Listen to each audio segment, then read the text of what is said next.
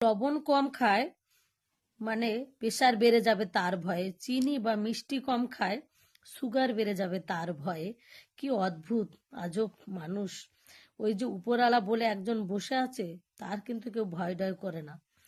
অজস্র মিথ্যা কথা বলে যায়, বলা হয়, লোক ঠকানো হয়, গায়ের জোরে লোককে যে মানুষ মানুষ বলে জ্ঞান করে না, উল্টাপাল্টা কথা বলে, মানুষকে গায়ের জোর করে দলবদ্ধ হয়ে মানুষকে আক্রমণ করা, মানুষকে অপমান করা, ছোট করা। মানে ভালো মন্দ বলে তো একটা জিনিস আছে। অসৎ মানে কাজকর্ম করে তার টাকায় ঠাট বাট স্টাইল দেখানো, হ্যাঁ, এ সমস্ত কিন্তু মানুষ করে।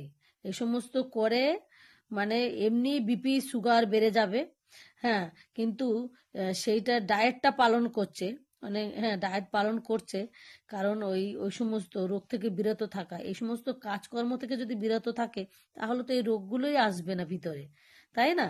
কিন্তু মানুষ সেটা মানে না, টাকার গরম দেখিয়ে লোককে উল্টাপাল্টা কথা বলা, বড় ছোট জ্ঞান করে না, কাকে কোথায় কি কথা বলতে হবে সেটা জানে না, একটা কথা বলে দিল আদৌ সেই কথাটা সত্যি কি মিথ্যা তার যাচাই করে না। ঠিক আছে, যে ভালো মানুষ মানে যার পীড়িতের যে মানুষ, তার কথা শুনে তার উপরে যে আক্রমণ করে দিল, তাকে উল্টাপাল্টা কথা বলে দিল, এগুলো যদি ছাড়তে পারে তাহলে তার তার ডায়েটেরই প্রয়োজন হয় না, তাই না?